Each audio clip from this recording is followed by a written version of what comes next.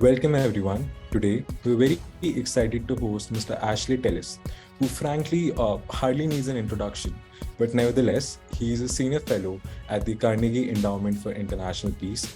Welcome to the Geostrata, sir. How are you? I'm very well, thank you. Thank you for having me. Yes.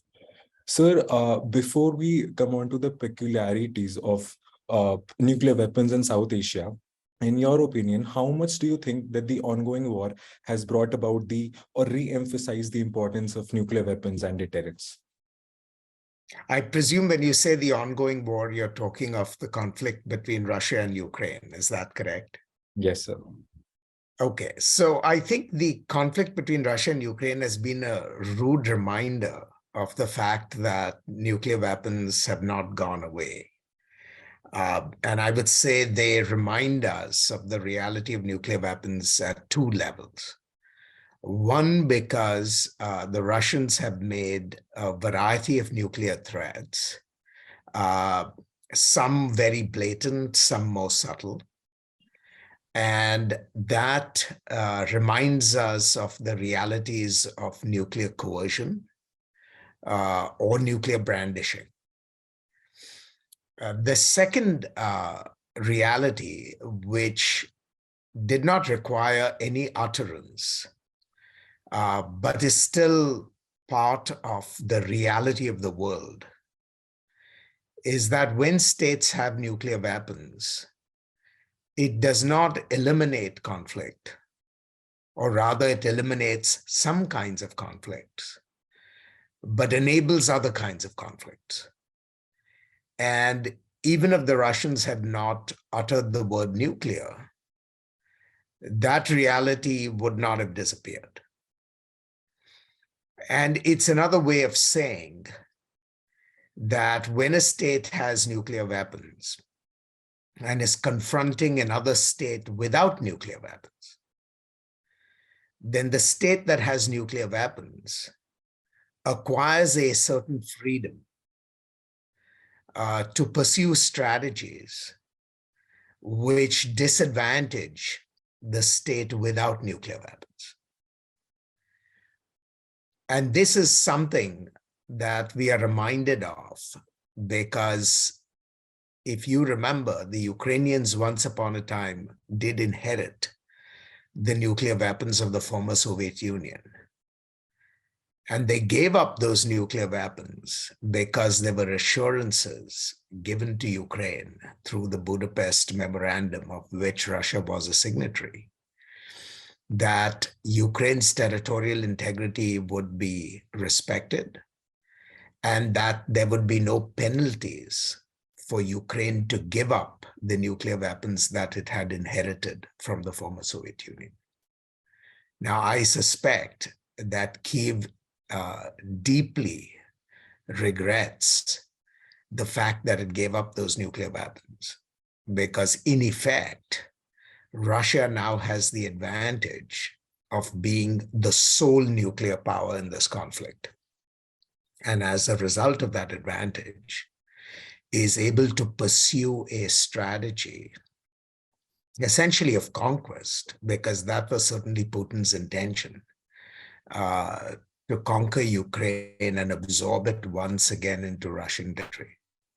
So, this is a long-winded way of saying that what the Russia-Ukraine conflict has done is that it has reminded us, one, that nuclear coercion and the threats of nuclear coercion are still present, and that is reflected clearly in the utterances that have come out of Moscow through the course of the conflict. And two, the reality of nuclear coercion is also ever present, particularly in circumstances when you have two parties facing off, with one state having nuclear weapons and the other being bereft of them. I also want to make another point, actually, which is very important in the Indian context. When India thought about acquiring nuclear weapons, This is going back to the 1960s, soon after the Chinese nuclear test of 1964. One of the most important things that surfaced repeatedly in the Indian debates was the fear of nuclear blackmail. And even as late as 1998, when India tested nuclear weapons, the biggest argument that was made for India's possessing nuclear weapons was the threat of blackmail. That India did not want to be in a position where it was coerced by another nuclear weapon state. In the 60s, the fear was China, because China was the nuclear weapons power. But from the 70s and 80s onwards, after it became clear that Pakistan was pursuing a nuclear weapons program, the Indian fear that it would be the subject of coercion, nuclear coercion by Pakistan, was a very prominent factor in why India pursued its own nuclear weapons program and then brought that program to completion in the late 1980s. So what is happening between Russia and Ukraine is not merely a theoretical problem that is far, far away from India. It's a concern that very much animated Indian policymakers whenever they thought about nuclear weapons. Sir, given your description about nuclear brandishing or nuclear blackmailing, do you think there is a necessity for India to relook at its first, no-use policy? So this has been a subject of great debate ever since India first articulated its nuclear doctrine in the aftermath of the nuclear tests. And in recent times, it has become the subject of quite acrimonious discussion in India sometimes because of the reality of Pakistan's nuclear coercion and the present threat. I actually happen to have a different view. The question of whether one has a no first use policy is not simply a rhetorical question. It's really a question of one's strategic circumstances.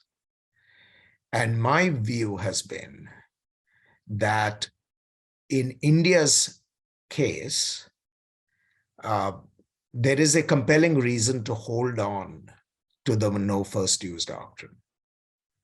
And the reason to hold on to that no first use doctrine is because India is fundamentally secure with respect to the conventional forces that it has, that India can defend itself adequately against both Pakistan and China through the use of its conventional forces alone. I think India has a measure of superiority over Pakistan, and I think it has sufficient conventional capabilities vis-a-vis China. And in any case, even if those balances were to shift, India can correct the weaknesses in the balance relatively easily through additional conventional investments. And so India does not have to go down the road of opening the door to nuclear competition by changing or jettisoning its no first use policy. States that have declined to have a no first use policy are states that are generally conventionally inferior to their competitors. And Pakistan is a classic case of a country that has conventional inferiority in a relative sense compared to India, and therefore feels compelled to take refuge behind the threats of use of its nuclear weapons as a form of deterrence. The other case is where a country might have conventional superiority, but has defensive obligations on behalf of others. And the United States is a classic example of that kind of a case. where it has conventional superiority in many instances vis-a-vis its threats. But that conventional superiority has to be used in defense of others. And therefore, nuclear weapons become a very important instrument for conveying reassurance for its allied partners. And in those instances, conventional superiority may sometimes not be enough. But India falls in neither of those two categories. It does not have conventional weaknesses that are fundamental or irremediable vis-a-vis both Pakistan and China. And it does not have extended deterrence obligations for other client states like the United States. And so in my view, India's no first use policy has actually served it well, because it is merely a reflection of the objective circumstances that India faces. And so one needs to look beyond the issues of doctrine to actually look at the realities, the political realities that India is dealing with. And as long as those political realities remain the same, that is, India has sufficient conventional capabilities to protect its interests, then to my mind, there is no compelling need to rethink India's no first use doctrine. Now, the argument is often made that if India were to change its no first use doctrine, it would be able to better cope with Pakistan's terrorism and subconventional conflict. And I think that argument is completely erroneous, because nuclear weapons have important but very limited uses. Any threat to use nuclear weapons in the face of subconventional conflict perpetrated by an adversary, those threats would lack credibility completely, and so would not deter. So for India to say we have a first use policy and we are going to threaten to use our nuclear weapons first because of Pakistani terrorism or because of Pakistani low intensity conflict against India, I think those threats would be so incredible that they would not deter Pakistan. So in my view, there is compelling logic behind India continuing to persist with its no first use doctrine. And I think successive governments in India since 1998, including the present government of Prime Minister Modi, have thought about this issue and reached that same conclusion. Well, sir, I hope that your description summarizes to an extent the ongoing debate that is going on in India's foreign policy circles. So now I would want to draw your attention even closer to the India-China relationship. Now, your book, Striking Asymmetries, it mentions that even if slightly, there's this nuclear imbalance between India and China. So do you think that this nuclear imbalance affects the way in which the two countries deal with each other, especially when it comes to hard geopolitical questions or matters like the conflict going on at the LAC?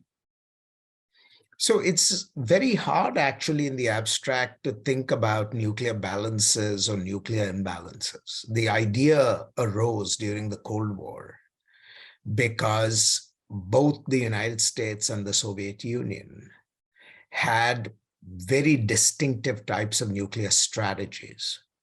And the nuclear strategies that both sides pursued were what in the literature called strategies of denial. That is, their nuclear weapons were targeted at the other's nuclear weapons. So in essence, they were war-fighting nuclear strategies. So US nuclear weapons were aimed at Soviet nuclear weapons and vice versa. And in the context of that kind of a nuclear strategy, the idea of a balance made sense because it opened the door to questions like, can we eliminate the other side's nuclear weapons in a first strike?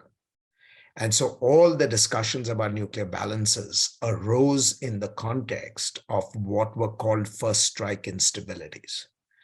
Because if your strategy requires you to attack the other side's nuclear weapons before they can be used to attack you, then the questions of balance made sense, because then you had to measure how many nuclear weapons you had, what the reliability of those weapons were relative to the numbers and the reliability of the weapons of your competitors, and so on and so forth.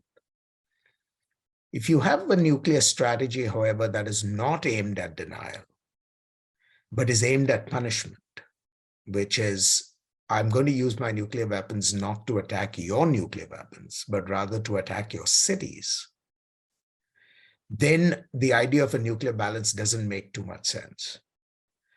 Because even a small number of weapons can cause extraordinary amounts of damage if they are used to attack an adversary's cities. They make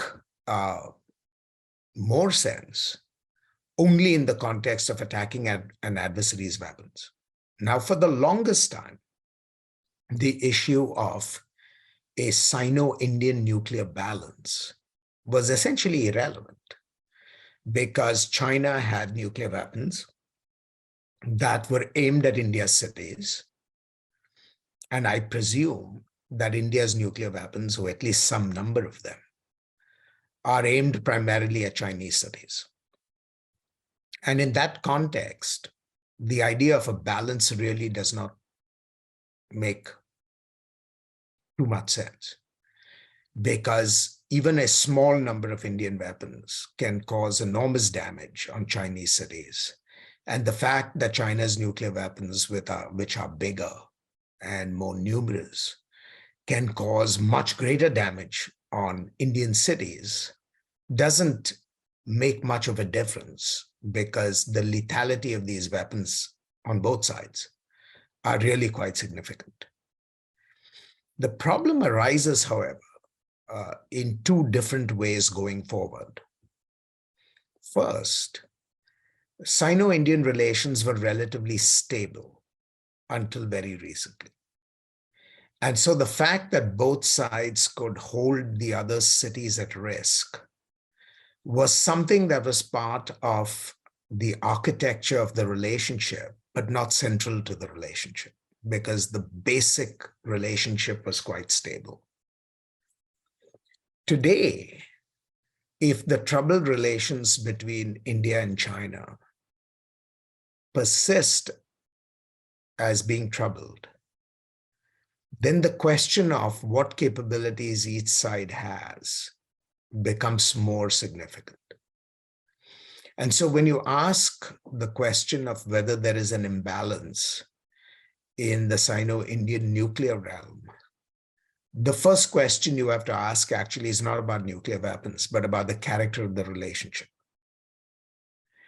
And as long as the relationship was stable, as long as the relationship was relatively at equilibrium, it didn't have to be a friendly relationship, but it had to be a relatively peaceful relationship.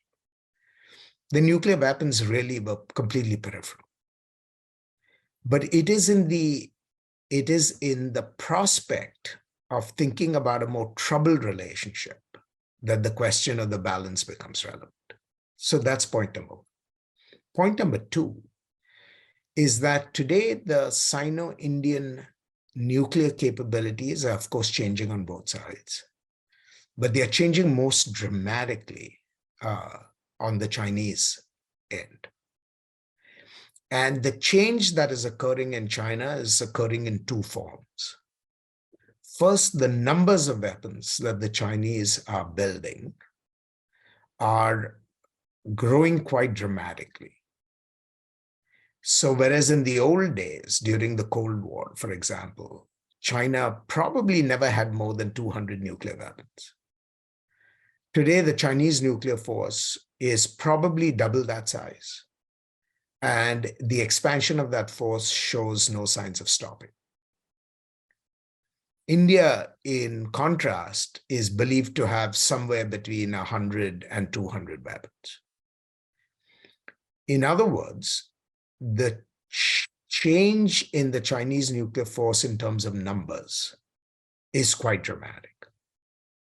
But even more significantly, it is the character of that force that is changing in very marked ways.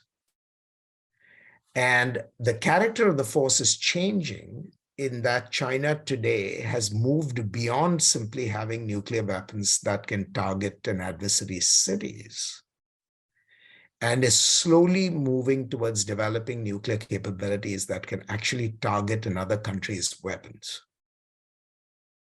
Now, that is an unsettling prospect, because if you have China in a situation where it meets three conditions.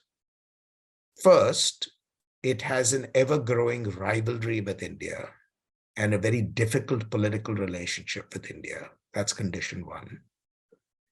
Two, it has a much larger nuclear arsenal in terms of numbers compared to India. That's condition two. And three, its much larger nuclear arsenal is not targeted simply at India's cities, but actually could be targeted at India's nuclear weapons itself. That's condition three. Then you could potentially be setting the stage for some serious instabilities. And that's the issue. So when one looks to the future, if one faces a situation where China can target India's nuclear weapons and might be tempted in an acute crisis to attack India's nuclear weapons and disarm it, essentially, then what China will have succeeded in doing is essentially removing India's capacity to deter China from the use of its nuclear weapons. And so it is the confluence of these three factors that is now raising troublesome questions about the stability of the Sino-Indian nuclear balance. And the idea of the balance itself, which I had previously dismissed, now becomes relevant because of these three conditions. A growing set of troubles in the political relationship, a severe imbalance in numbers, and three, the growing Chinese ability not simply to attack Indian cities, which it always had, but actually now to hold at risk India's nuclear weapons itself. And so, this is obviously not a threat at the moment, because I think it's something that India will manage in its own way. But over the longer term, could become a serious problem. And therefore, it needs watching. And my purpose in the book was to simply alert observers that here is a change that is occurring in China's posture, which was not true for the Chinese posture throughout the Cold War, and therefore confronts India with some challenges, which India now needs to think about and find ways to address. And so it is in that context that conversations about a balance begin to become relevant. So you have really intrigued me with this thing, right? Now, and now this draws me to a very popular question that I think even you would like to answer is that if the Chinese are going through modernization, and if that has a possibility of unsettling the balance that has stayed between both the countries, where does the solution lie? Does India needs more SSBNs? Do we need more aircraft carriers? Or is it like a mixture of both these things and a closer alliance with the West or US in particular? What would you say on that? Well, so there are several ways to answer that question, because it's a question with many layers, right? So let me start at the core of the question. At the core of the question has to do with the nuclear relationships themselves. So one way to answer that question is simply to say that if India and China were to improve their relationship dramatically, the sense of threat that is embodied in the nuclear dimension simply disappears, right? And I think India and China will both make efforts in their own ways at improving that relationship. But whether that relationship will improve to the point where nuclear weapons become irrelevant is really the heart of the question. And there are reasons to believe that that relationship is not likely to improve to that degree. In other words, even though relations may become more stable, the nuclear requirements on both sides are unlikely to disappear, which means we are back in the same world that your question presumed, which is, what does India do in a world where the relationship may be better, but is not so good, so as to make nuclear deterrence irrelevant? So how does India improve its nuclear deterrence? And that brings us again to the core of the question, which is nuclear deterrence. I think the simplest thing India can do, particularly because the threat emerges now from China's ability to hold at risk India's nuclear weapons and not simply Indian cities, is to look for ways in which India can make its nuclear weapons more secure. And I think there are two parts to that question. First, India must make its nuclear weapons safer. That is, they must be weapons that are not prone to accidents or accidental detonations. And this is a serious issue with India's nuclear weapons. And two, those nuclear weapons must also be made more survivable. That is, the nuclear weapons must not become easy victims to a Chinese attack. And I think India needs to work on both these fronts. It needs to make its weapons safer so that when it attempts to protect them, either by movement or by different forms of basing, they're not susceptible to going off accidentally when these detonations are unintended. And so India needs to pay attention to the safety of its weapons, and it needs to look at its weapons design. It needs to look at the materials that it uses, particularly with respect to the conventional high explosive detonators in its weapons, and so on and so forth. So there's a whole question of safety that India needs to pay attention to. And second is the question of survivability. And the question of survivability is intimately linked with the character of how these weapons are protected. Now, most of India's weapons today are land-based weapons. That is, they are weapons that are either carried by aircraft or they're carried by missiles, and those are based on land.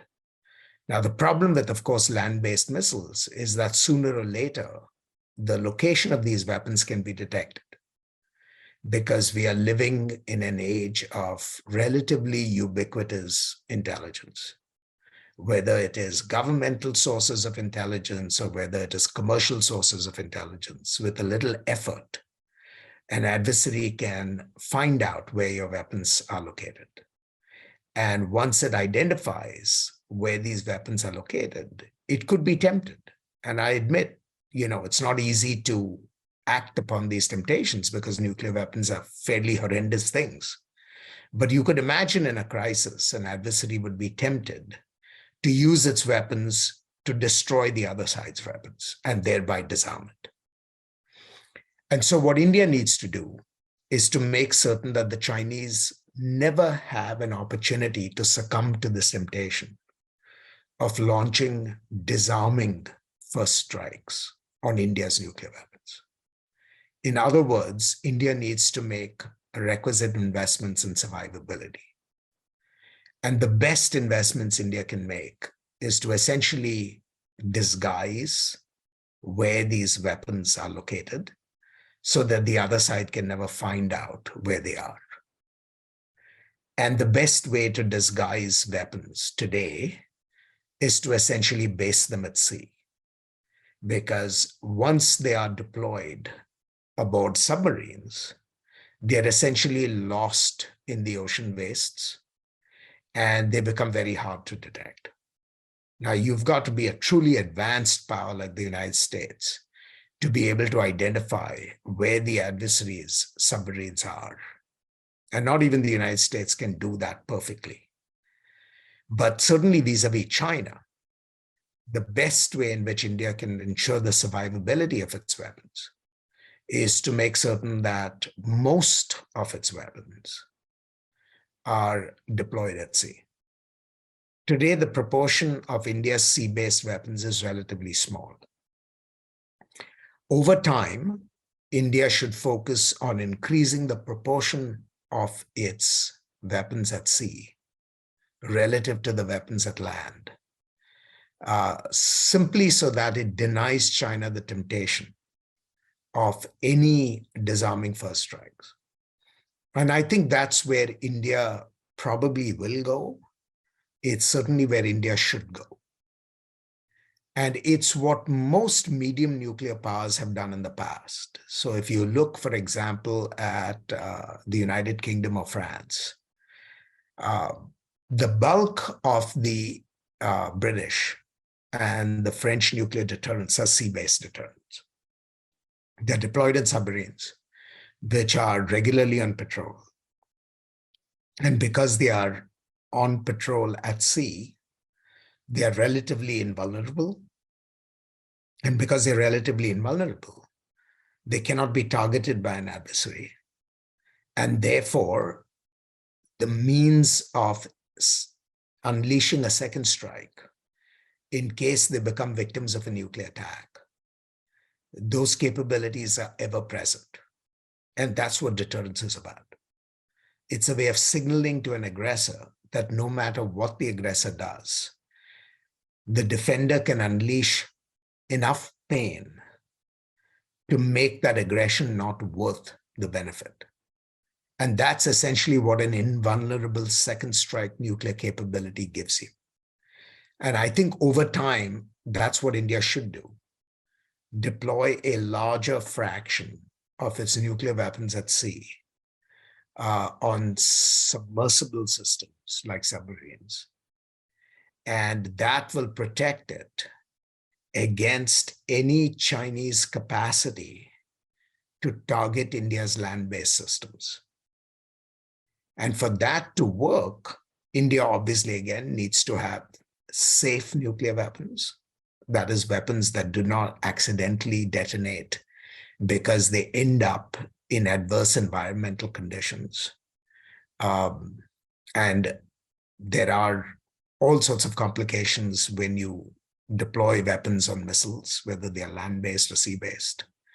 And two, India should have a sufficiently effective fleet of relatively silent submarines that provide its sea-based systems with immunity from detection. And that's the direction that I think India ought to go. So that was a very nuanced answer, but I presume that maybe SSBNs is the more effective solution to India as of now. Now, sir, I want to zoom out from the nuclear situations in South Asia, and I want to draw. And also, I recently started reading your recent book, The Grasping Greatness, right? So now it leads me to ask you two questions, which I presume are the most pertaining questions that especially Indians, but also everyone in the world are seeking answers for. First is, where do you see India going in terms of its position at the global stage, maybe by 2047 or maybe in a decade or so? And the other question is, where is the US-China relationship heading towards? Because most part of our geopolitics is being shaped under this umbrella. So what would you say on that? So let me answer the second question first, and then I'll answer the first question next. I think the US-China relationship appears destined to be rivalrous because both countries have begun to see the other as a serious competitor, if not as a serious threat. And therefore, I think you are going to get a quite persistent competition between the United States and China for as long as the eye can see. This doesn't mean that the relationship is destined to be perpetually troubled. That is a function of, the specific precipitants of rivalry and conflict at any given point in time. But it is definitely destined to be rivalrous. That is, both sides are likely to see the other as essentially a threat to their interests. And both sides will find ways to manage the other as a strategic competitor. And I think that is likely to remain the case for at least another couple of decades. And why do I say another couple of decades? I say another couple of decades because for at least another 20 years, the Chinese economy and the US economy will be the two most powerful economies in the global system. And they will be economies that are qualitatively different, both in character and in size, from all the other economies in the global system. In other words, the relative size of the US and Chinese economies will be such that they will have no other peers, at least when compared to other states. Now, when you compare agglomerations of states, like say the European Union, then you can imagine a third entity like the European Union as being comparable in size to the Chinese and American economies. But if you take agglomerations like the European Union out of the equation and just look at states alone, then only the United States and China will stand apart from all the other states in the global system. And so the fact of the matter is, from a period of unipolarity, which I think was the right description of the international system in the aftermath of the Cold War, we are slowly evolving to a return to bipolarity, with China and the United States being the two largest concentrations of national power in the international system, and large enough by some orders of difference compared to all other states. And because they are going to be peers in that sense, that is, they will be roughly comparable in size and roughly competitive in their interests, the international system for at least another 2 decades is likely to be bipolar.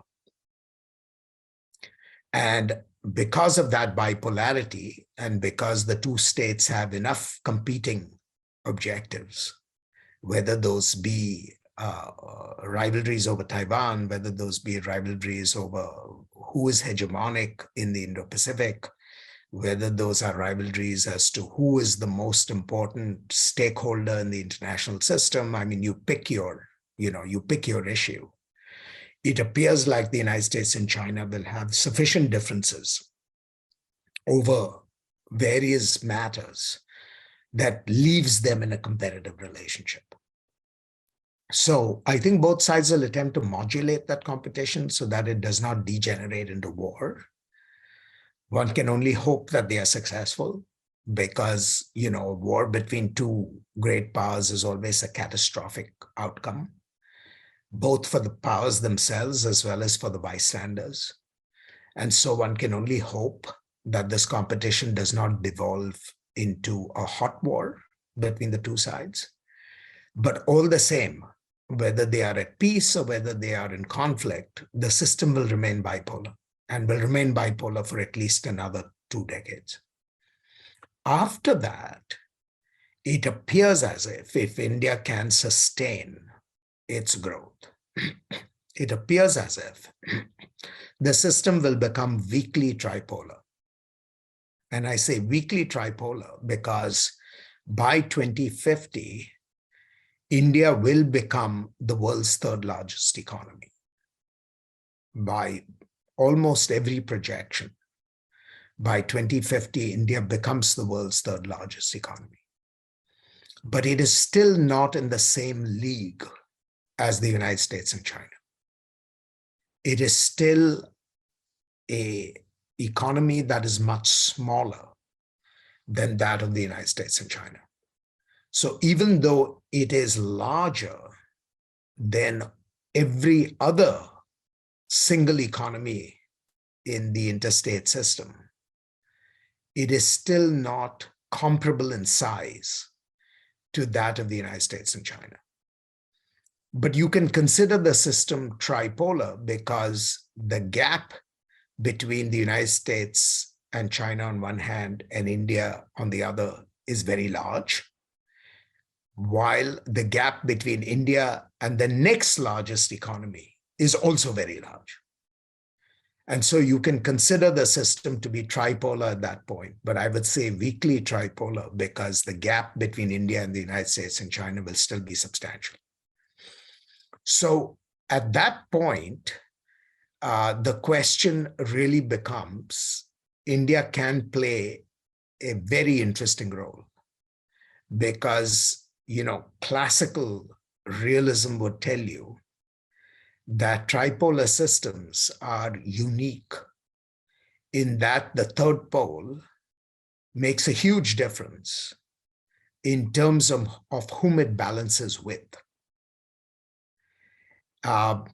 Because it's not strong enough to be a genuine third pole, at least in this case, but is not so weak as to be inconsequential either. So whom it allies with, which of the other two poles it allies with, ends up being extremely important for stability in that system. Now, for the United States, of course, it does not need to rely on India alone because it still has a very formidable set of partners. And if you look at the allies of the United States, they constitute third poles in their own rights. So if you are willing to admit agglomerations in the international system, then the system is genuinely not tripolar or even weakly tripolar, but is inching towards multipolarity at that point. Because if you assume that the European Union stays intact, that is a huge concentration of economic capabilities. Japan is still a very large concentration of economic capabilities. And so you can almost think of the system as consisting of the United States and China, along with the European Union as tripolar, with two other smaller poles of some significance, but not irrelevance, and that is India and Japan. And if you think of the world in that sense, then it is genuinely a multipolar world at that point. But it is a multipolar world that gives the United States enormous advantages because it has, in all those poles that I just described, it has strong relations with the European Union, assuming that those relationships persist. And it has a very strong relationship with Japan, again, assuming that that relationship persists. And I presume it will continue to have a good enough relationship with India that gives the United States remarkable advantages if the competition with China is still persistent at that point in time. And so India has to then make its choices. It will have the leverage to pursue an independent foreign policy because it is certainly not inconsequential. But it may still want to maintain a privileged relationship with the West because its biggest challenger in that universe is still likely to remain China. So, thinking about the world in 2050 is an interesting thought experiment because if you simply look at the projections of economic growth, India becomes a significant player but is still not a peer of the United States and China, and is still not a peer of the European Union, but matters much more than it does today in the international system.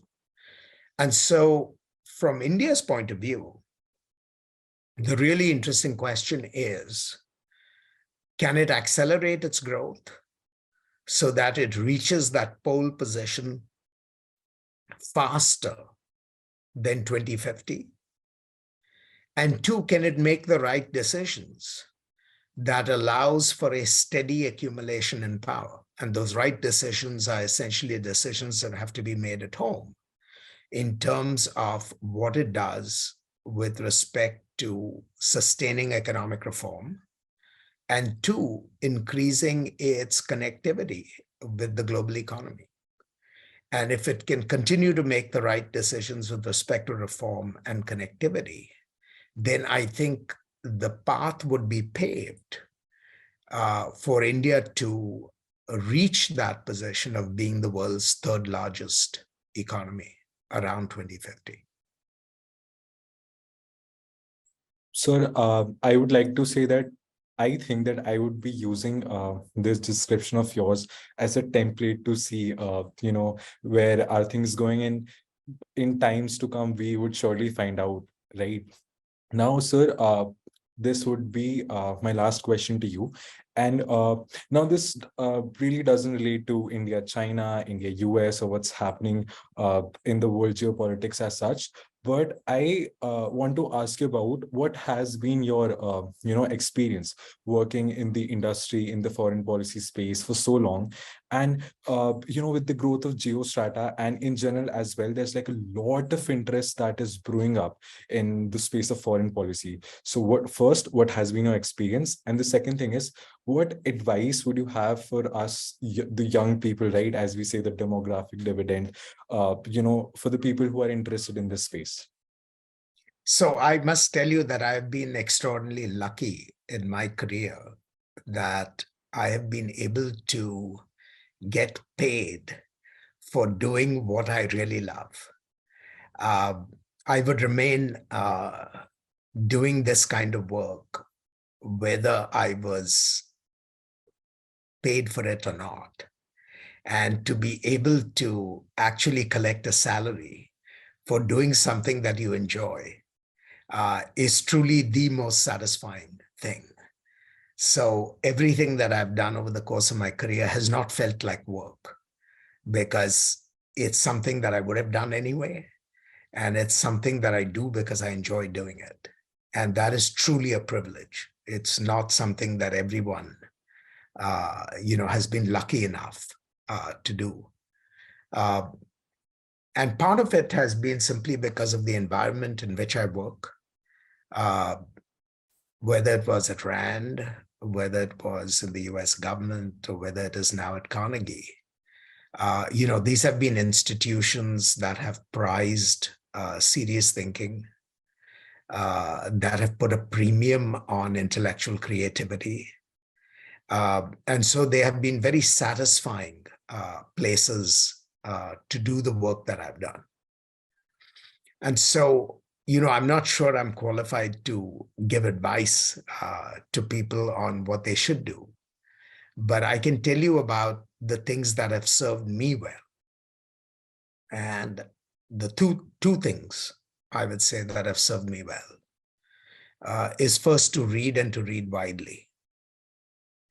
From the time I was a young person at Don Bosco's high school in Matunga in Bombay, my teachers, inculcated in me a love of reading. And it didn't matter what you read, but you had to read. And, you don't have to read simply in one particular discipline. In fact, the more widely you read, the better it is, simply for the quality of one's intellectual development. Because reading across disciplines is actually extremely stimulating and allows you to make, mental connections that are far more creative and fertile than simply reading within a certain discipline. So the one thing that I encourage people to do is to read widely and read as much as you can. And, there is so much to be learned. And there's not enough time that we have in our lives to learn all that, right? So just read, I think, is the first thing. And if you read attentively, paying attention to what you're reading, then it sort of stimulates the imagination and it triggers mental connections and it helps you learn to think. And that's what the purpose of the whole exercise is. The second thing I would say, and this is again something that you learn at the university, is particularly at the university, do not take classes that give you knowledge in the sense of give you facts, but take classes that are conceptual or theoretical. Take classes that introduce you to ways of thinking. And to my mind, theory is the best investment you can make in yourself, because you can always learn the facts from books. That's what books exist for, right? We all learn our facts from outside.